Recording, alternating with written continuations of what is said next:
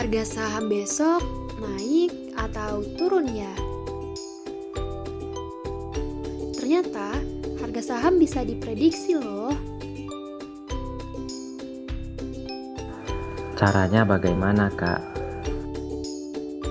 Jadi, untuk memprediksinya bisa dengan menggunakan pendekatan binomial. Nah, berikut penjelasannya. Harga saham di pasar bebas bisa naik juga bisa turun loh. Kemungkinan dua arah inilah yang kita sebut model binomial. Misal, harga saham awal opsi adalah S0 dengan peluang P menjadi SU atau harga saham naik, atau bisa juga akan turun dengan peluang Q sama dengan 1 kurang P menjadi SD, harga saham turun. Misal, selang waktu dari 0 hingga T dibagi menjadi N sub selang yang sama panjang menjadi titik-titik bagi dengan 0 sama dengan T0 kecil dari T1 seterusnya hingga kecil dari Tn sama dengan T dengan Tj sama dengan J dikali delta T di mana J sama dengan 0, 1 hingga N. Delta T sama dengan T dibagi N dan Sj sama dengan S dalam kurung TJ atau harga saham pada saat TJ. Asumsikan yang pertama, dalam selang waktu delta T, harga saham dapat naik atau turun menjadi S menuju SU atau S menuju SD dengan 0 kecil d kecil u. Yang kedua, peluang harga saham naik atau P besar sama dengan P kecil.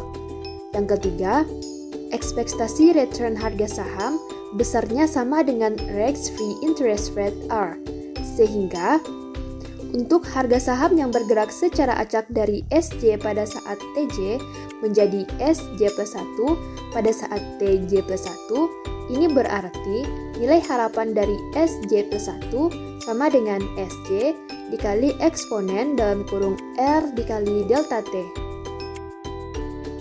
Pada asumsi 1, umumnya U lebih besar dari 1, lebih besar dari D, dan lebih besar dari 0. Tetapi tidak selalu berlaku demikian.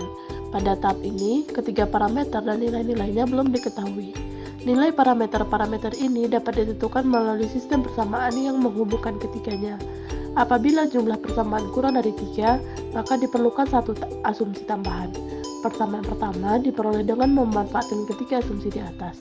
Persamaan kedua diperoleh dengan menyamakan variansi model diskrit dengan model kontinu.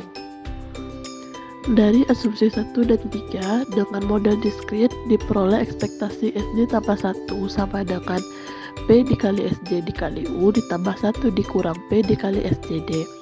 Menggunakan persamaan 2 dengan mu sama dengan R, ekspektasi ST sama dengan S0 dikali E pangkat mu T. Ekspektasi S delta T sama dengan S0 dikali E pangkat R kali delta T. Ekspektasi SJ tambah 1 sama dengan SJ dikali E pangkat R delta T.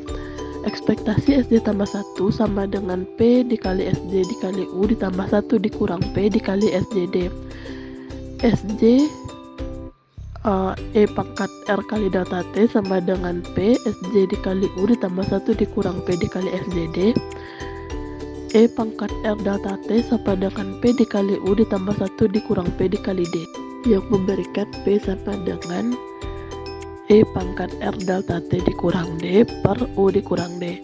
Agar dipenuhi P kecil sama dari 1 dan besar sama dari 0, maka haruslah E pangkat R delta T kecil sama dari U dan besar sama dari D. Model kontinu memiliki hubungan ekspektasi ST kuadrat sama dengan S0 dikali E pangkat 2 mu ditambah sigma kuadrat dikali T. Ekspektasi S delta T kuadrat sama dengan S0 dikali E pangkat 2R ditambah sigma kuadrat dikali delta T. Ekspektasi SJ tambah 1 kuadrat sama dengan SJ kuadrat dikali E pangkat 2R tambah sigma kuadrat dikali delta T. Sehingga variansi SJ tambah 1 sama dengan ekspektasi SJ tambah 1 kuadrat dikurang ekspektasi SJ tambah 1 dikuadratkan sama dengan SJ kuadrat dikali E pangkat 2R delta T dikali E sigma kuadrat delta T dikurang 1. Untuk model diskrit, variansi harga sahamnya adalah variansi SJ tambah 1 sama dengan ekspektasi SJ tambah 1 kuadrat dikurang ekspektasi SJ tambah 1 dikuadratkan, sama dengan P dikali SJU dikuadratkan ditambah 1 dikurang P dikali SJ dikali D dikuadratkan dikurang SJ kuadrat dikali P dikali U ditambah 1 dikurang P dikali D dikuadratkan. Dengan menyamakan variansi untuk model diskrit 6 dan model kontinu yaitu persamaan 5, didapatkan eksponen pangkat 2R delta T dikali eksponen sigma kuadrat delta T dikurang 1 sama dengan P dikali U kuadrat ditambah 1 dikurang P dikali D kuadrat dikurang eksponen pangkat R kali delta T dikuadratkan. Eksponen 2R tambah sigma kuadrat dikali delta T sama dengan P dikali U kuadrat ditambah 1 dikurang P dikali D kuadrat. Persamaan 7 dan 8 memberikan dua hubungan untuk U, D, dan P. Untuk menentukan nilai secara tunggal, asumsi ketiga perlu ditambahkan. Dan salah satu dari dua persamaan di bawah ini sering digunakan, yaitu U dikali D sama dengan 1 atau P sama dengan setengah. Dengan menggunakan persamaan 7-9, nilai-nilai U, D, dan P adalah U sama dengan beta ditambah akar dari beta kuadrat dikurang 1, D sama dengan 1 per U sama dengan beta dikurang akar beta kuadrat dikurang 1, P sama dengan eksponen pangkat R kali delta T dikurang D per U dikurang D. Dengan beta sama dengan 1 per 2 dikali eksponen pangkat min R kali delta T ditambah eksponen pangkat R ditambah sigma kuadrat dikali delta T. Sedangkan untuk peluang naik dan turun sama, persamaan 7, 8, dan 10 memberikan P sama dengan setengah, U sama dengan E pangkat R kali delta T dikali 1 ditambah akar dari E di pangkat sigma kuadrat delta T dikurang 1, dan D sama dengan E pangkat R kali delta T dikali 1 dikurang akar dari E pangkat sigma kuadrat delta T dikurang 1. Ada pendefinisian yang lain, yakni model Cox-Ross-Rubinstein atau CRR, di mana persamaan 14 diaproksimasikan sehingga menjadi bentuk yang lebih sederhana dengan menggunakan E pangkat X itu menghampiri 1 ditambah X ditambah X kuadrat dan delta T kuadrat menuju 0. Selanjutnya, beta sama dengan setengah dikali E pangkat min R delta T ditambah E pangkat R ditambah sigma kuadrat dikali delta T itu akan menghampiri setengah dikali 1 dikurang R delta T ditambah 1 ditambah R ditambah sigma kuadrat dikali delta T sama dengan 1 ditambah setengah sigma kuadrat delta T. Dan untuk beta kuadrat itu akan menghasilkan 1 ditambah sigma kuadrat delta T. Sehingga diperoleh U sama dengan beta ditambah akar beta kuadrat dikurang 1 itu akan menghampiri 1 ditambah setengah sigma kuadrat delta T ditambah akar 1 ditambah sigma kuadrat delta T dikurang 1 sama dengan 1 ditambah setengah sigma kuadrat delta T ditambah sigma akar delta T. Perhatikan bahwa eksponen sigma dikali akar delta T sama dengan 1 ditambah sigma kali akar delta T ditambah setengah sigma kuadrat delta T ditambah dan seterusnya. Persamaan 11 dan 12 didefinisikan menjadi persamaan 18, yaitu U sama dengan E pangkat sigma dikali akar delta T dan D sama dengan 1 per U sama dengan E pangkat min sigma dikali akar delta T. Persamaan 18 dan 12 merupakan metode CRR yang sering digunakan. Misal, pada saat T0 sama dengan 0, harga saham adalah S0, maka harga saham pada saat T1 sama dengan 1. Delta T diberikan oleh S0U atau S0D. Selanjutnya, pada saat T2, harga saham mengambil salah satu dari S0D kuadrat, S0UD atau S0U kuadrat. Dengan meneruskan langkah ini, pada saat TJ sama dengan J dikali delta T, akan terdapat J ditambah 1, harga saham yang mungkin terjadi, yang diberikan oleh SIJ sama dengan S0 U pangkat I D pangkat J kurang 1, di mana I sama dengan 0, 1, sampai J. SIJ menyatakan harga saham pada saat TJ dan telah terjadi kenaikan harga saham sebanyak I kali serta penurunan harga saham sebanyak J kurang I kali, dihitung sejak saat T0 sama dengan 0. Pada saat expiration date Tn sama dengan N delta T sama dengan T besar, terdapat N ditambah 1 harga saham yang mungkin, yaitu himpunan dari SIN, di mana I sama dengan 0, 1, dan seterusnya sampai N. Sketsa pohon binomial menggunakan persamaan 10 dan 11 dengan N sama dengan 6 dapat dilihat pada gambar 2.6, di mana pada gambar 2.6 menyatakan bahwa pergerakan saham ke bawah dapat menyatu dengan pergerakan saham ke atas, sehingga memudahkan harga untuk kembali ke harga semula. Berikut disajikan gambar 2.6 yaitu pohon binomial untuk N sama dengan 6. Nah, kita lihat untuk T sama dengan 0 atau waktu semula, harga saham itu bisa diberikan S0. Nah, ketika T sama dengan 1, harga saham bisa saja naik, bisa saja turun.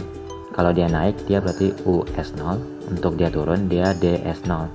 Nah, ketika T sama dengan 2, sahamnya itu juga bisa naik dan juga bisa turun gitu. Jadi, harga saham yang naik dan juga harga saham yang turun itu bisa menjadi satu harga saham semula gitu. Nah, begitupun seterusnya, sehingga terlihat pada saat N sama dengan 6 itu harga saham tertingginya U pangkat 6 S0 dan harga saham paling minimum itu D pangkat 6 S0. Nah, supaya kita lebih paham gimana sih harga saham pada waktu berikutnya, apakah naik atau turun, berikut diberikan simulasinya. Misalkan diberikan suatu saham dengan nilai saat ini yaitu S0-nya 95 dengan nilai R atau singkat suku bunganya 0,1, volatilitas harga sahamnya 0,25 dan T atau waktu jatuh temponya itu sama dengan 1. Itu dimodalkan model binomial itu sebanyak N sama dengan 30 periode. Berikut kode program yang kami gunakan pada software MATLAB untuk menentukan pohon binomial dari kasus tadi.